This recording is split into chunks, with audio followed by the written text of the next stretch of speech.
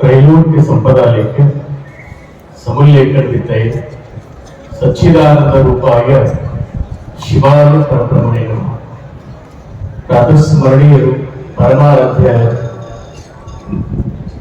ಬಸವಾದಿ ಪ್ರಮುಖರನ್ನ ಈ ನಾಡಿನ ಪರಮಾರಾಧ್ಯ ಪೂಜ್ಯಪಾದರು ಬೇಡಿದವರಿಗೆ ಅನ್ನ, ಅರಿವು, ಅಕ್ಷರ, ಜ್ಞಾನವನ್ನು ನೀಡಿರುವ ಪರಮ ಪೂಜ್ಯ ಶ್ರೀ ಶ್ರೀ ಡಾಕ್ಟರ್ ಶಿವಕುಮಾರ ಅಪ್ಪಗಳವರ ಕರ್ತೃಗಳಿಗೆ ಅನಂತ ಭಕ್ತಿಯ ಪ್ರಣಾಮವನ್ನು ಸಲ್ಲಿಸಿ ಈ ಜಾತ್ರಾ ಮಹೋತ್ಸವದ ವಿಶೇಷವಾಗಿ ನಿತ್ಯವೂ ಕೂಡ ದರ್ಶನ ಆಶೀರ್ವಾದ ನಮ್ಮೆಲ್ಲ ಸಾಧಕರನ್ನ ಬಹಳಷ್ಟು ಪ್ರೀತಿಯಿಂದ, ವಾತ್ಸಲ್ಯದಿಂದ, ಮಮತೆಯ ಸಾಕಾರ ಮೂರ್ತಿಗಳು, ಮಾತೃ ಸ್ವರೂಪಿಗಳಾಗಿರುವಂತಹ ಶ್ರೀ ಶ್ರೀ ಸಿದ್ಧಲಿಂಗ ಅಪ್ಪಗಳವರ ಶ್ರೀಚರಣಕ್ಕೆ ಅನಂತ ಭಕ್ತಿ ಪ್ರಣಾಮವನ್ನು ಸಲ್ಲಿಸಿ ಈ ಸಮಾರಂಭದಲ್ಲಿ ಇದ್ದುಕೊಂಡು ಒಳ್ಳೆಯ ಮಾತುಗಳನ್ನ ಆಗಿರುವಂತಹ ಉಪನ್ಯಾಸಕರಾಗಿರುವ ನಾಗಣ್ಣ ಅವರಿಗೆ ಕೂಡ ಶರಣೆಂದು,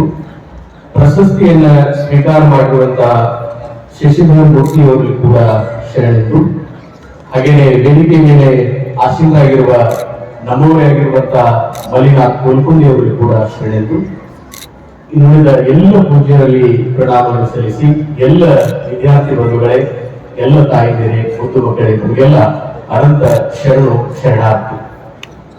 ಇವತ್ತು 2023ರಲ್ಲಿ ಆಗಿರುವಂತಹ ಪರಮ ಪೂಜ್ಯರ ಒಂದು ಕೃಪಾ ಆಶೀರ್ವಾದದಲ್ಲಿ ಪ್ರವಚನವನ್ನು ಹೇಳುವಂತಹದ್ದು ಸುಯೋಗ ಬಂತು. ನಾವು ಬಹಳ ಹಳ್ಳಿ ಒಳಗಿರುವಂತಹ ಒಬ್ಬರು ಸ್ವಾಮಿಗಳನ್ನ ಬಹಳ ಪ್ರೀತಿಯಿಂದ ಇಲ್ಲಿ ಕರೆದು ತಾವು ಪ್ರವಚನವನ್ನ ನೀಡಬೇಕು ಅಂತಂದಾಗ ನಾನು ಒಂದು ಕ್ಷಣ ಬಹಳ ರೋಮಾಂಚನಕ್ಕೊಳಗಾದೆ. ಆದ್ರೆ ಪರಮ ಪೂಜ್ಯರ ಅಂತಃಕರಣ ತಾಯಿಯ ಸ್ವರೂಪ ಅನ್ನುವಂತಹದ್ದು ಬಹಳ ವಿಶೇಷವಾಗಿರುವಂತದ್ದು. ನಾವೆಲ್ಲ ಏನೇನು ವಿಚಾರ ಮಾಡ್ಬೇಕು ಅಂತಂದ್ರೆ, ಶರಣರು ಹೇಳ್ತಾರೆ ಈ ಪುರಾಣ ಪ್ರವಚನಗಳನ್ನ ನಾವ್ ಯಾಕೆ ಮಾಡ್ಬೇಕು ಅಂತಂದ್ರೆ, ಮಂಡೆ ಮಾಸಿದೊಡೆ ಮಹಾ ಮಜ್ಜನವ ಮಾಡುವುದು, ವಸ್ತ್ರವ ಮಾಸಿದೊಡೆ ಮಡಿವಾಣನಗಿಕ್ಕುವುದು, ಮನದ ಮೈಲಿಗೆ ತೊಳೆಯಬೇಕಾದರೆ ಕೂಡಲ ಚಂದ್ರಸಂಗನ ಅನುಭವ ಮಾಡುವುದು ಅಂತ ಹೇಳ್ತಾರೆ. ನಾವೆಲ್ಲ ತಲೆ ಹೊಲಸಾಯ್ತು ಅಂತಂದ್ರೆ ಸೋಪ್ ಹಚ್ಕೊಳ್ತೀವಿ, ಶಾಂಪು ಹಚ್ಕೊಳ್ತೀವಿ, ಬಹಳ ವಿಧ ವಿಧವಾಗಿರುವಂತಹ ಶಾಂಪುಗಳು ಇವತ್ತು ಬಂದಿದ್ದಾರೆ. ಎಲ್ಲವನ್ನ ಹಚ್ಚಿ ಸ್ವಚ್ಛ ಮಾಡ್ಕೊಳ್ತೀವಿ. ನಮ್ಮ ಮೇಲೆ ಇರುವಂತಹ, ಮೈ ಮೇಲೆ ಇರುವಂತಹ ಬಟ್ಟೆಗಳು ಹೊಲಸಾಗುವಂತಂದ್ರ ಆ ಬಟ್ಟೆಗಳನ್ನ ಸ್ವಚ್ಛ ಮಾಡ್ಕೊಳ್ತೀವಿ.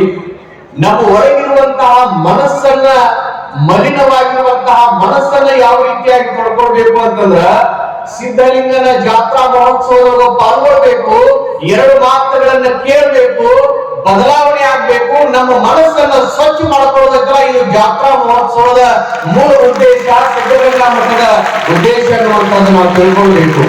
ಅಂತಹ ವಿಶೇಷವಾಗಿರುವಂತಹ ತಾವೆಲ್ಲ ಗಮನಿಸಬೇಕು. ಇವತ್ತಿನ ನಾವೆಲ್ಲ ಮೊಬೈಲ್ ಜಗತ್ತಿನೊಳಗದೇವಿ. ನಾವೆಲ್ಲರೂ ಕೂಡ ಒಂದು ಯಾವುದೋ ಒಂದು ಊರಿಗೆ ಹೋಗ್ಬೇಕಾದ್ರೆ ನಮ್ಗೆ ಗೂಗಲ್ ಒಳಗೆ ನಾವು ಮ್ಯಾಪ್ ಹಾಕ್ಬಿಟ್ಟು ಅಂತಂದ್ರೆ ಜಗತ್ತಿನ ಮೂಲೆ ಮೂಲೆಯೊಳಗೂ ಕೂಡ ನಾವು ಹೋಗ್ತೀವಿ. ಯಾಕಂದ್ರೆ ಆ ಮ್ಯಾಪಿನೊಳಗೆ ನಮ್ಗೆ ಹೆಂಗ್ ತೋರಿಸು ಅದನ್ನು ಒಯ್ದು ಮುಟ್ಟಿಸುವಂತಹದ್ದು ಅಲ್ಲಿ ಅದ. ಆದ್ರೆ ನಿಮಗೆಲ್ಲ ಗೊತ್ತಿರಬೇಕು, ಸ್ವರ್ಗಕ್ಕೆ ಹೋಗುವಂತಹ ಮ್ಯಾಪ್ಗಳು ಇನ್ನೂ ಹುಟ್ಟಿಲ್ಲ. ಸ್ವರ್ಗಕ್ಕೆ ಹೋಗುವಂತಹ ಮ್ಯಾಪ್ ಒಂದೇ, ಅದು ಗುರುವಿನ ಪಾದ ಹಿಡಿದ್ರೆ ನಾವು ಸ್ವರ್ಗಕ್ಕೆ ಹೋಗ್ತೀವಿ ಅನ್ನುವಂತಾದ್ರೆ ತಿಳ್ಕೊಳ್ಬೇಕನ್ನುವಂತಹದ್ದು. ಅಂತಹ ಮಹಾಗುರುವಿನ ಜಾತ್ರಾ ಮಹೋತ್ಸವದೊಳಗ ನಾವು ಪಾಲ್ಗೊಂಡಿರುವಂತಹದ್ದು ಒಂದು ವಿಶೇಷ ಅನ್ನುವಂತಹದ್ದು. ನಮ್ಮ ಪರಂಪರೆ ಎಷ್ಟು ವಿಶೇಷವಾಗಿತ್ತು ಅಂತಂದ್ರೆ, ಗುರುಜಿ ಅನ್ನುವಂತಹದ್ದಿತ್ತು, ಮಾತಾಜಿ ಅನ್ನುವಂತಹದ್ದಿತ್ತು, ಪಿತಾಜಿ ಅನ್ನುವಂತಹದ್ದಿತ್ತು. ಈಗ ಅದು ಯಾವುದೂ ಇಲ್ಲ. ಗುರುಜಿನೂ ಇಲ್ಲ, ಮಾತಾಜಿನೂ ಇಲ್ಲ, ಪಿತಾಜಿನೂ ಇಲ್ಲ. ಆ ಜಾಗದಲ್ಲಿ ಯಾವ ಬಂದು ನಮ್ಮನ್ನ ಆಳ್ಲಿಕ್ಕೆ ಅಂತಂದ್ರೆ ನಮ್ಗೆ 4G ಆಳ್ಲಿಕ್ಕತ್ತದ, 5G ಆಳ್ಲಿಕ್ಕತ್ತದ. ನೋಡ್ರಿ, ವಿಚಾರ ಮಾಡ ನಾವೆಲ್ಲ ಯಾವ ರೀತಿ ಒಳಗದೀವಿ. ಆದ್ರ ಅವು ಯಾವುವು ನಮ್ಮನ್ನ ದಡ ಸೇರಿಸುವಂತಹ ಕೆಲಸಗಳನ್ನು ಮಾಡೋದಿಲ್ಲ. ನಮ್ಮನ್ನ ದಡ ಸೇರಿಸುವಂತಹ ಕೆಲಸ ಮಾಡುವಂತಹದ್ದು ಒಂದೇ ಒಂದು, ಅದು ಗುರುಜಿ ಎನ್ನುವಂತಹದ್ದು. ಅಂತಹ ಗುರುಗಳ ಪಾದವನ್ನ ಗಟ್ಟಿ ನಾವು ಹಿಡಿದು ಬಿಟ್ಟರೆ ಸಾಕು, ಬದಲಾವಣೆ ಆಗ್ತೀವಿ ಎನ್ನುವಂತಹದ್ದನ್ನ ನಾವು ತಿಳ್ಕೊಳ್ಬೇಕನ್ನುವಂತಹದ್ದು. ಬಹುಶಃ ಪರಮ ಪೂಜ್ಯರು ಪ್ರತಿ ವರ್ಷವೂ ಕೂಡ ಇಲ್ಲಿ ಒಳ್ಳೆ ಒಳ್ಳೆ ಸಾಧಕರನ್ನು ಕರೆಸಿ ಉಪನ್ಯಾಸಗಳನ್ನು ಮಾಡ್ತಾರೆ. ಮಕ್ಕಳಿಗೆ ಒಳ್ಳೆ ಒಳ್ಳೆ ಜ್ಞಾನ ಸಿಗಬೇಕನ್ನುವಂತಹ ಮೂಲ ಉದ್ದೇಶ. ನೀವೆಲ್ಲರೂ ಕೂಡ ಸಿದ್ಧಗಂಗಾ ಮಠಕ್ಕೆ ಬಹಳ ಜನ ವಿದ್ಯಾರ್ಥಿಗಳು ಬರ್ತಾರ. ಮತ್ತೊಂದು ಶಾಲೆಗಳದಾವ, ಮತ್ತೊಂದು ಬಹಳ ಬಹಳ ದೊಡ್ಡ ದೊಡ್ಡ ಶಾಲೆಗಳು ಕೂಡ ಅದಾವು. ಆದ್ರ ಎಲ್ಲಾ ತಂದೆ ತಾಯಿಗಳ ಅಪೇಕ್ಷೆ ಏನು ಅಂತಂದ್ರ ಸಿದ್ಧಗಂಗಾ ಮಠದೊಳಗೆ ನನ್ನ ಮಗ ಓದಬೇಕು, ಮಠದ ವಾತಾವರಣದೊಳಗೆ ನನ್ನ ಮಕ್ಕಳು ಬೆಳಿಬೇಕು ಅನ್ನುವಂತಹದ್ದು ಭಾವ ಇರ್ತದ.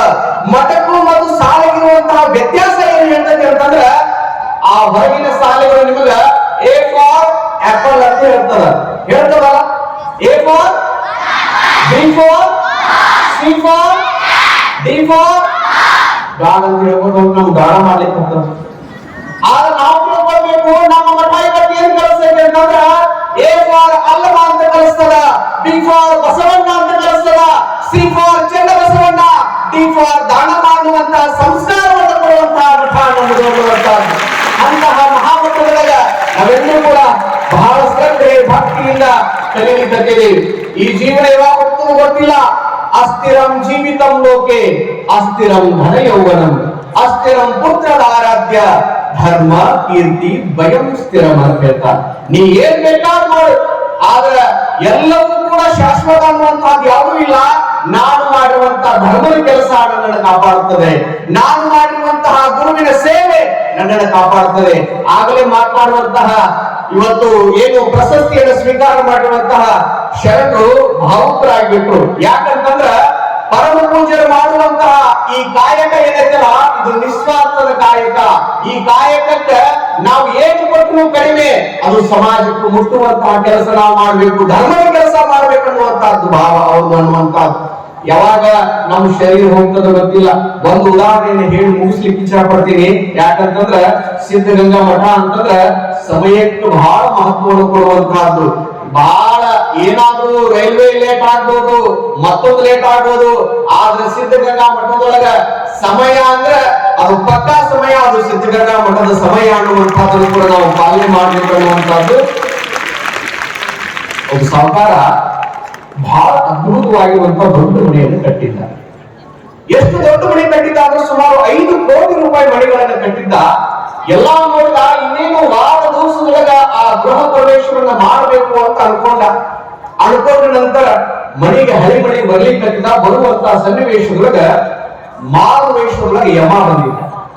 ಮಾರುವೇಷದೊಳಗ ಯಮ ಬಂದ ನಂತರ ನಡಿಪ ನಿನ್ನ ಮುಗಿದಿದೆ ಕೆಲಸ, ನಡಿ ಹೋಗುದು ಅಂತಲ್ಲ. ಅಂದ ತಕ್ಷಣ ಆ ವ್ಯಕ್ತಿ ಹೇಳಿದ, ನೀನ್ಯಾರು ನನಗೆ ಹೇಳಲಿಕ್ಕೆ? 5 ಕೋಟಿ ರೂಪಾಯಿ ಮನೆ ಕಟ್ಟಿದ್ದೀನಿ, ದೊಡ್ಡ ಮನೆ ಕಟ್ಟಿದ್ದೀನಿ, ಎಂತ ಹುಚ್ಚದಿಯೋ ನೀನ? ನಾನು ಬರೋದಿಲ್ಲ, ಅದನ್ನೆಲ್ಲ ಮುಗಿಸಿಬಿಟ್ಟು ಉದ್ಘಾಟನೆ ಮಾಡಿ ಮಕ್ಕಳ ಮದುವೆ ಮಾಡಿ ಅದನ್ನ ಮಾಡಿ ಇದನ್ನ ಮಾಡಿ ಬರ್ತೀನಿ ಅಂತಂದ. ನಿನಗೇನಾದ್ರು ತೆಲಿಗೆ ಕೆಟ್ಟದ ಏನು ಹುಚ್ಚದಿ ಏನಂತ ಬೈದ. ನೋಡು ಸರಿ ಇಲ್ಲ ಅಂದ ತಕ್ಷಣ ನಿನ್ನ ಬೈಲಿಕ್ಕೆ ಬಂದು ನಾನು ಯಮಾದೇನಪ್ಪ, ನೋಡಿಲಿ 1000 ಜನ ಲಿಸ್ಟ್ ತಗೊಂಡು ಬಂದಿದ್ದೀನಿ, ಮೊದಲಿಂದ ಚೆಸ್ಸು ನೀ ನಡಿ ಹೋಗು. ಇವನಿಗೆ ಕೈಕಾಲ ನಡಕ, ಅಯ್ಯೋ ನನ್ನ ಒಯ್ದು ಬಿಡ್ತಾರೆ ಹೆಂಗ್ ಮಾಡು, ಏನ್ ಹೇಳಿದ್ರು ಕೇಳಿಲ್ಲ, ನಿನ್ನ ಸಮಯ ಮೀರಿ ಬಿಟ್ಟೈತಿ, ನಡಿ ಹೋಗೋಣ ಅಂತಲ್ಲ. ಆಯ್ತಂತ ಹೇಳಿ ಹೆಂಗೋ ಓದೋದು ಬಂದಿಯಪ್ಪ, ಮಣಿ ತನಕ ಬಾ, ಒಂದ್ ಸ್ವಲ್ಪ ನೀ ಬಂದಿನಿ ಅಂತ ನನಗೆ ಅತಿಥಿ ಇದ್ದಾಗ ನಿನಗ ಅತಿಥಿಗೆ ನಾನು ಸೇವೆ ಮಾಡುವಂತಹದ್ದು ನನ್ನ ಧರ್ಮ ಅದ, ನೀನ್ ಒಳಗೆ ಬಾ. ಆಯ್ತು ಅಂತ ಹೇಳಿ ಒಳಗೆ ಹೋದ. ಒಳಗೆ ಕೂತ ಆತನಿಗೆ ನೀರು ಕೊಟ್ಟ, ಈ ಮನೆಯವರಿಗೆ ಕೊಟ್ಟ ತಕ್ಷಣ ಈ ಸಾವುಕಾರ ಹೇಳಿದ, ನಾನು ಸ್ವಲ್ಪ ನಿನಗೆ ಟೀ ಮಾಡ್ಕೊಂಡು ಬರ್ತೀನಿ ಅಂತ. ಟೀ ಮಾಡ್ಕೊಂಡು ಬರ್ತೀನಿ, ಆಯ್ತು ಮಾಡು. ಒಳಗೆ ತಾನೇ ಸ್ವತಃ ಹೋಗಿ ಹಾಲಿಟ್ಟ, ಹಾಲಿನೊಳಗ ಚಾಪುಡಿ ಸಕ್ಕರೆ ಹಾಕಿ ಚಂದ ಕುದಿಸಿದ, ಚಂದ ಬಾಳ ಟೀ ಮಾಡಿದ. ತಗೊಂಡು ಬರುವಂತ ಸಂದರ್ಭದೊಳಗ ಈ ಸಾವುಕಾರ ಏನ್ ಮಾಡಿದ ಅಂತಂದ್ರ ಅದ್ರೊಳಗ ಒಂದು 4 ನಿದ್ದಿ ಮಾತ್ರೆಯನ್ನು ಹಾಕಿದ. ಗೊತ್ತಾಗ್ತೇನೆ, 4 ನಿದ್ದಿ ಮಾತ್ರೆ ಹಾಕಿದ, ಅಲಗಾಡಿಸಿದ, ಬಂದು ಕೊಟ್ಟ. ಯಮ ಕುಡ್ದ ತಕ್ಷಣ ಮತ್ ನಿದ್ದೆ ಬರೋದು ಸಹಜ, ನಿದ್ದೆ ಹತ್ತಿ ಬಿಡ್ತು. ಅವ ಏನು ನಿದ್ದೆ ಮಾಡ್ಲಿಕ್ಕತ್ತಲ್ಲ, ಇದೇನು 1000 ಜನರ ಲಿಸ್ಟ್ ತೋರಿಸಿದ್ದಲ್ಲ, ಮೇಲೆ ಒಂದೇ ಅವನೇ ಇತ್ತಲ್ಲ, ಅವ ಏನ್ ಮಾಡ್ದ, ಮೇಲಿನ ಹೆಸರುಗಳನ್ನ ಕಾಟ್ ಬರೆದು 1000 ನಂಬರಕ್ಕೆ ತನ್ನ ಹೆಸರು ಬರದ ತಕ್ಷಣ ಯಮ ಒಂದು 8 ಗಂಟೆ ನಿದ್ದೆ ಮಾಡಿ, 8 ತಾಸು ನಿದ್ದೆ ಮಾಡಿ ಎದ್ದ. ಅವ ಅಂತ ಇಂಥ ನಿದ್ದೆ ನನ್ನ ಜೀವನವಾಗ ಮಾಡಿಲ್ಲ, ಎಂತ ಅದ್ಭುತ ನಿದ್ದೆ ನಾವು ಪುಣ್ಯಾತ್ಮ, ಇಂಥ ನನ್ನ ಜೀವನದಲ್ಲಿ ನಿದ್ದೆ ಮಾಡಿಲ್ಲ, ಬರೇ ಕೊಲ್ಲೋದು, ಅವ್ರನ್ನ ತರೋದು, ಇವ್ರನ್ನ ತರೋದು, ನನಗೆ ಶಿವ ಅಂತ ಕೆಲಸ ಹಚ್ಚಿಬಿಟ್ಟಾನ. ಈ ಜಂಜಾಟದಲ್ಲಿ ಎಲ್ಲಾ ಬರ್ತೀವತ್ತು ಇಂಥ ಅದ್ಭುತವಾಗಿರುವಂತ ನಿದ್ದೆ ಮಾಡಿಲ್ಲ, ನಾನು ಹೊರ ಕೊಡ್ಬೇಕು ಅನ್ಕೊಂಡೀನಿ ಅಂತ ಕೊಡಪ್ಪ. ಅದಕ್ಕೆ ಕಾಯಕತ್ತೀನಿ ನಾನು ಅದಕ್ಕೆ ಕಾಯ್ಲಿಕ್ಕತ್ತೀನಿ. ಏನು ನಾನು ಮ್ಯಾಲಿಂದ ಒಯ್ಬೇಕಂತ ಅನ್ಕೊಂಡಿದ್ದಿಲ್ಲ, ತೆಳಗಿಂದ ಒಯ್ತೀನಿ ಅಂದ್ಬಿಟ್ಟ. ತೆಳಗಿನಿಂದ ಒಯ್ದು ಬಿಡ್ತೀನಿ. ಅವಾಗ ಅಂತ ಮೇಲಿನ ಹೆಸರು ಕಾಪಾಡೋದು ತೆಳಗ್ ಬಂದ್ಬಿಟ್ಟಿದ್ದಿಲ್ಲ, ಇದು ಎಂತ ವಿಚಿತ್ರ ಅಂತಂದ. ಹೇಳಲಿಕ್ಕೆ ಕಾರಣ ಏನಂತಂದ್ರೆ ನಮ್ಮ ಜೀವನ ಯಾವಾಗ ಹೋಗ್ತದೆ ಗೊತ್ತಿಲ್ಲ. ನೀರಿನ ಮೇಲೆ ಇರುವಂತಹದ್ದು ನಮ್ಮ ಜೀವನ ಇರುವಂತಹ ಸಂದರ್ಭದೊಳಗ ನಾವು ಮಹಾತ್ಮರ ಗುರುವಿನ ಸಂವಿಧಾನಕ್ಕೆ ಒಂದಿಷ್ಟು ಸೇವೆಯನ್ನು ಮಾಡಿ ಈ ಮಠದೊಳಗಿರುವಂತಹ ಪುಣ್ಯಾತ್ಮರಾಗಬೇಕು, ನಾವು ಧನ್ಯಾತ್ಮರಾಗಬೇಕು ಅನ್ನುವಂತಹದನ್ನ ನಾವು ತಿಳ್ಕೊಳ್ಬೇಕು ಅನ್ನುವಂತಹದನ್ನ ಈ ಸಂದರ್ಭದೊಳಗೆ ಹೇಳಿ ಬಹಳ ಖುಷಿ ಅಂತಂದ್ರೆ ಇಲ್ಲಿ ಮಾಡುವಂತಹ ನಮ್ಮ ಆ ಪುಸ್ತಕದ ಸಂಪಾದಕರಾಗಿರುವಂತಹ ಪ್ರಕಾಶ್ ಗಿರಿಮಲನ್ ಸುಮಾರು 60 ಪುಸ್ತಕಗಳನ್ನ 65 ಪುಸ್ತಕಗಳನ್ನ ಅವರು 40 ಪುಸ್ತಕಗಳನ್ನು ಬರೆದಿದ್ದಾರ. ಇನ್ನು ಓದಿರುವಂತಹ ಸಂಪಾದನೆಯನ್ನು ಮಾಡಿರುವಂತವರು ಅವರಂದ್ರು ಅದೆಲ್ಲ ಪ್ರವಚನ ಸಂಗ್ರಹವನ್ನು ಮಾಡೋದ್ರಪ್ಪ, ಒಂದು ಬುಕ್ಸ್ ರೀತಿಯೊಳಗೆ ಮಾಡೋಣ ಅನ್ನುವಂಥದ್ದನ್ನ ಅವ್ರು ಹೇಳಿದ್ರು. ಅವ್ರು ಹೇಳಿದ ರೀತಿಯಾಗಿ ಪರಮ ಪೂಜ್ಯರನ್ನು ಕೇಳ್ಕೊಂಡಾಗ ಬಹಳ ಖುಷಿಯಿಂದ ಮಾಡ್ರಿ ಅನ್ನುವಂಥದ್ದನ್ನು ಕೂಡ ಪರಮ ಪೂಜ್ಯ ಗುರುಗಳು ಅವರು ಹೇಳಿದ್ರು. ಬಹುಶಃ ನಾನು ಈ ಬರುವಂತಹ ಸಂದರ್ಭದೊಳಗ ಹಾರದೇಶ್ವರ ಮಹಾಸ್ವಾಮಿಗಳ ಮಠಕ್ಕೆ ಹೋಗಿದ್ದೆ. ಹೋಗಿರುವಂತಹ ಸಂದರ್ಭದೊಳಗ ಆ ಮಠವನ್ನು ನೋಡಿದಾಗ ಬಹಳ ಖುಷಿ ಅನಿಸ್ತು. ಪೂಜ್ಯರು ಒಂದು ಮಾತನ್ನು ಹೇಳಿ ಕಟ್ಟಿದ್ರು, ಇವತ್ತು ನಾವು ಇಷ್ಟೆಲ್ಲ ಮಠ ಕಟ್ಟಿನಂತ ನೀವು ನನಗೆ ಹೇಳಾಕತ್ತೀರಲ್ರಿ, ನಾನು ಸಿದ್ಧಗಂಗಾ ಮಠದ ಸಿದ್ಧಲಿಂಗ ಅಪ್ಪಗಳವರ ನಾನು ಮಾನಸ ಪುತ್ರ ಅದೇನಿ, ಇದು ಏನಾದ್ರೂ ಸೇವೆ ಸಲ್ಲಿಸಬೇಕಾಗಿತ್ತು ಅಂತಂದ್ರ ಅದು ನಮ್ಮ ಪೂಜೆ ಅಪ್ಪಗಳಿಗೆ ಸಲ್ಲಬೇಕು ಅಂತಾಗಿ ಅದು ನನಗಲ್ಲ ಅನ್ನುವಂತ ಮಾತನ್ನು ಬಹಳ ಅಭಿಮಾನದ ಮಾತುಗಳನ್ನ ಆ ಪರಮ ಪೂಜ್ಯರು ಹೇಳಿರುವಂತಹದ್ದು. ಯಾಕಂತಂದ್ರೆ ಈ ಮಠದೊಳಗಿರುವಂತಹ ಬೆಳೆದಿರುವಂತಹ ಅನ್ನದವನ್ನ ನಾವು ತೀರಿಸಲಿಕ್ಕೆ ಸಾಧ್ಯ ಆಗೋದಿಲ್ಲ ಅನ್ನುವಂತಹದನ್ನ ಈ ಸಂದರ್ಭದಲ್ಲಿ ಹೇಳಿ ಇಚ್ಛೆ ಪಡ್ತಾ, ಅದರ ಜೊತೆಗೆ ನಮ್ಮ ಕೋಡಂ ಬಸವರಾಜ್ ಸರ್ ಅವರು ಕೂಡ ಬಹಳಷ್ಟು ಕ್ರಿಯಾಶೀಲರು. ಇವತ್ತು ಪರಮ ಪೂಜ್ಯರು ಏನೇ ಕೆಲಸಗಳನ್ನ ಕಾರ್ಯಗಳನ್ನ ಮಾಡ್ಲಿಕ್ಕೆ ಅಂತಂದ್ರ ಬಹಳ ಖುಷಿಯನ್ನು ಪಡುವಂತವ್ರು, ಈ ಎಲ್ಲ ಕಾರ್ಯಕ್ರಮಗಳ ಆರ್ಗನೈಸ್ ಮಾಡುವಂತವ್ರು ಅವರೆಲ್ಲ ಇದ್ದಾರೆ ಅನ್ನುವಂಥದ್ದು. ಅದ್ರ ಜೊತೆಗೆ ನಮ್ಮ ರೇಣುಕಪ್ಪ ಸರ್ ಕೂಡ ಬಹಳಷ್ಟು ತಮ್ಮನ್ನ ತಾವು ಮಠಕ್ಕಾಗಿ ಮೀಸಲಾಗಿಟ್ಟುವಂತಹ ಅವ್ರ ಮಹತ್ವ ಅನ್ನುವಂತಹದ್ದು. ಅದರ ಜೊತೆಗೆ ಈ ಪುಸ್ತಕವನ್ನು ಮಾಡ್ತೀವಿ ಅಂತಂದಾಗ ಬೆಳಗಾವಿ ಜಿಲ್ಲೆಯೊಳಗ ಅಮ್ಮಿನ ಬಾವಿ ಎನ್ನುವಂತಹದ್ದು ಒಂದು ಹುಕ್ಕೇರಿ ತಾಲೂಕುಗಳ ಗ್ರಾಮ, ಆ ಊರಿಗೂ ಕೂಡ ನಾನು ಪ್ರವಚನಕ್ಕೆ ಹೋಗಿದ್ದೆ. ಅಲ್ಲಿ ಹೋದಂತಹ ಸಂದರ್ಭದೊಳಗೆ ಆ ಭಕ್ತರಿಗೆ ಹೇಳಿದಾಗ ಅವ್ರು ಬಹಳ ಖುಷಿಯಿಂದ ಈ ಪುಸ್ತಕದ ಗ್ರಂಥ ಸೇವೆಯನ್ನ, ಗ್ರಂಥದಾನವನ್ನ, ಗ್ರಂಥ ದಾಸೋಹವನ್ನ ನಾವೇ ಮಾಡ್ತೀವಿ ಎನ್ನುವಂತಹದನ್ನ ಬಹಳ ಹೆಮ್ಮೆಯಿಂದ ಹೇಳಿ ಇವತ್ತು ಅದು ಮಹಾಮಠದಲ್ಲಿ ಪುಸ್ತಕ ಲೋಕಾರ್ಪಣೆ ಆಗುವಂತಹದ್ದು ಬಹಳ ವಿಶೇಷ ಅನ್ನುವಂತಹದನ್ನ ಈ ಸಂದರ್ಭದೊಳಗೆ ಹೇಳಿ ಪರಮ ಪೂಜ್ಯ ಗುರುಗಳವರು ನಮಗೆಲ್ಲ ಪ್ರೀತಿಯನ್ನು ಕೊಡುವಂತಹ ಮಹಾತಾಯಿಯವರು. ನಿಮಗೆ ಇನ್ನೊಂದು ಆಶ್ಚರ್ಯ ಹೇಳ್ತೇನೆ, ಎಲ್ಲಾರು ಕೂಡ ಪೂಜ್ಯರನ್ನ ತಾಯಿ ತಾಯಿ ಅಂತ ನಾವೆಲ್ಲ ಹೇಳ್ಕೊತಿರ್ತೀವಲ್ಲ, ತಾಯಿಗೆ ನಾವು ಯಾಕೆ ದೊಡ್ಡ ಸ್ಥಾನ ಕೊಟ್ಟಿವಿ ಅಂತಂದ್ರ ತಂದೆಗಿಂತ ತಾಯಿಯನ್ನ ಬಹಳ ಪ್ರೀತಿಸ್ತೀವಿ ನಾವೆಲ್ಲ. ನಿಮಗೊಂದು ಆಶ್ಚರ್ಯ ಹೇಳ್ತೀನಿ ನಾನು, ನೀವು ಎಲ್ಲಾದ್ರೂ ಗಂಡು ಮಕ್ಕಳು ಯಾವ್ದಾದ್ರು ಒಂದು ಊರಿಗೆ ಹೋಗಿ ಬಂದ್ರಿ ಅಂತಂದ್ರ ಬೆಳಗ್ಗೆ ಹೋದಂತ ಸಾಯಂಕಾಲ ಬಂದಿ ಅಂತಂದ್ರ ತನಗೆ ಹುಟ್ಟಿರುವಂತಹ ಮಕ್ಕಳು ಕೇಳ್ತಾವ, ಅಪ್ಪ ನನಗೆ ಏನ್ ತಂದಿ ಬಜಾರ್ದಿಂದ ಅಂತ ಕೇಳ್ತಾರ ಮಕ್ಕಳು. ಅವಾಗ ಅದನ್ನ ತಂದೆ ಇದನ್ನ ತಂದೆ ಅಂತ ಕೊಡ್ತಾರ. ಅದ್ರ ಜೊತೆಗೆ ತನ್ನ ಹೆಂಡತಿ ಮಡದಿಯಾಗಿರುವಂತವ್ರು ಕೇಳ್ತಾರ, ನನಗೇನು ತಂದಿರಿ ಅಂತ ಕೇಳ್ತಾರ. ಆದ್ರ ತಾಯಿ ಆದಂತವ್ರು ಏನ್ ಕೇಳ್ತಾರ ಅಂತಂದ್ರ, ಮಗ ಬೆಳಗ್ಗೆ ಹೋಗಿದಿ ನೀನು, ಸಾಯಂಕಾಲ ಬಂದಿದಿ, ಮಧ್ಯಾಹ್ನ ಊಟ ಮಾಡಿದೀವೋ ಇಲ್ಲೋ, ನಿನ್ನ ಹೊಟ್ಟೆ ತುಂಬೇದ ಇಲ್ಲಪ್ಪ, ಕೈಕಾಲು ಮುಖ ತೊಳ್ಕೊಂಡು ಮೊದಲು ಊಟ ಮಾಡಪ್ಪ ಅನ್ನುವಂತ ಹೊಟ್ಟೆ ಚಿಂತೆಯನ್ನು ಮಾಡುವಂತ ಒಬ್ಬರಿಗೆ ಅಂದ್ರೆ ಅದು ಮಹಾತಾಯಿ ಅನ್ನುವಂತಹದನ್ನ ನಾವು ಈ ಸಂದರ್ಭದಲ್ಲಿ ನೆನೆಸ್ಕೊಳ್ಬೇಕು. ಅಂತಹ ಮಹಾತಾಯಿಯ ಸ್ವರೂಪದೊಳಗ ಪೂಜ್ಯ ಗುರುಗಳವರು ನಮಗೆಲ್ಲ ಪ್ರೀತಿಯನ್ನ, ಮಮತೆಯನ್ನ ಕೊಡುವಂತಹ ಮಹಾಸ್ವಾಮಿಗಳಿದ್ದಾರೆ. ನಾವೆಲ್ಲರೂ ಕೂಡ ಬಹಳ ಖುಷಿಯಿಂದ ಈ ಮಠದೊಳಗಿರೋದೇ ದೊಡ್ಡ ಪುಣ್ಯ ಅನ್ನುವಂತಹದ್ದು, ಈ ಮಹಾಮಠದೊಳಗ ನಾವು ನಿಲ್ಲೋದೇ ಒಂದು ದೊಡ್ಡ ಪುಣ್ಯ ಅನ್ನುವಂತಹದ್ದು, ಈ ಮಹಾಮಠದೊಳಗ ನಾವು ಮಾತು ಹೇಳೋದೇ ಅಂತಂದ್ರೆ ಅದು ಪೂರ್ವ ಜನ್ಮದ ಪುಣ್ಯದ ಫಲ ಅನ್ನುವಂತಹದನ್ನು ಕೂಡ ಈ ಸಂದರ್ಭದಲ್ಲಿ ತಮಗೆಲ್ಲ ತಿಳಿಪಡಿಸಿ, ತಾವೆಲ್ಲರೂ ಕೂಡ ನಾನು ಹೋದ ಸಾರಿ ಕೂಡ ಒಂದು ಮಾತನ್ನು ಹೇಳಿದ್ದೆ, ವಿದ್ಯಾರ್ಥಿಗಳೇ ತಾವು ಒಂದು ಗಮನದೊಳಗೆ ಇಟ್ಕೊಳ್ಬೇಕು. ತಾವು ಇವತ್ತು ಸಿದ್ಧಗಂಗಾ ಮಠದೊಳಗ ತಾವೆಲ್ಲ ವಿದ್ಯಾರ್ಥಿಗಳಾಗಿರಿ. ತಾವೆಲ್ಲ ಒಂದು ಸಂಕಲ್ಪ ಮಾಡ್ಬೇಕೇನಂತಂದ್ರ, ನೀವೆಲ್ಲ ಮುಂದಿನ ನಿರ್ಮಾಣದೊಳಗ ಯಾರು ಇಂಜಿನಿಯರ್ಗಳಾಗ್ತಾರೆ, ಯಾರು ಡಾಕ್ಟರ್ಸ್ಗಳಾಗ್ತಾರೆ, ಯಾರು ದೇಶಕ್ಕಾಗಿ ಯೋಧರಾಗ್ತಾರೆ, ಯಾರು DC ಆಗ್ತಾರೆ, ಮತ್ತೊಂದು ಆಗ್ತಾರೆ, ಮಗದೊಂದು ಆಗ್ತಾರೆ. ಆದ್ರೆ ನಿಮ್ಮ ಜೀವನದಲ್ಲಿ ಒಂದು ಯಾವತ್ತೂ ಕೂಡ ತಾವು ಮರಿಬಾರ್ದು, ನಾನು 365 ದಿನಗಳಾದ ಆ 365 ದಿನಗಳಲ್ಲಿ 5 ದಿನಗಳನ್ನ ಸಿದ್ಧಗಂಗಾ ಮಠಕ್ಕಾಗಿ ತಾವೆಲ್ಲ ಮೀಸಲಾಗಿಡಬೇಕು. ಯಾಕೆ ಮೀಸಲಾಗಿಡಬೇಕು ಅಂತಂದ್ರ, ಇಲ್ಲಿ ಅನ್ನ, ಅರಿವು, ಆಶ್ರಯವನ್ನು ಕೊಟ್ಟಿರುವಂತಹ ಮಹಾಮಠದೊಳಗ ನಾವು ಕೇವಲ ನಾವಿಲ್ಲಿ ಏನೋ ಆಗಿ ಹೋದ್ವಿ ಅಂತಂದ್ರ ಈ ಮಠದ ಕಡೆ ಮುಖ ನೋಡ್ಬೇಕು ನೋಡಬಾರ್ದು ಅಂತ ಭಾವ ಇರಬಾರ್ದು. ಪ್ರತಿ ವರ್ಷವೂ ಕೂಡ ತಾವು ಬರಬೇಕು. ತಾವು ಹೆಂಗ್ ಬರ್ಬೇಕಂತಂದ್ರ ಯಾವುದೇ ಅಧಿಕಾರಿಯಾಗಿ ಬರೋದಲ್ಲ, ಯಾವುದೇ ಒಬ್ಬ ಭಕ್ತರಾಗಿ ಬರೋದಿಲ್ಲ. ಯಾವ ರೀತಿಯಾಗಿ ಬರ್ಬೇಕಂತಂದ್ರ ಈ ಮಠದ ಶಿಷ್ಯನಾಗಿ ಬಂದು ಸೇವೆಯನ್ನು ಮಾಡಲಿಕ್ಕೆ ಬರಬೇಕು ಅಂತಾಗಿರುವಂತದನ್ನ ತಾವೆಲ್ಲ ಗಮನ ಇಟ್ಕೊಳ್ಬೇಕನ್ನುವಂಥದ್ದನ್ನ ಈ ಸಂದರ್ಭದಲ್ಲಿ ಹೇಳಿ ಬಹಳಷ್ಟು ಸಂತೋಷ.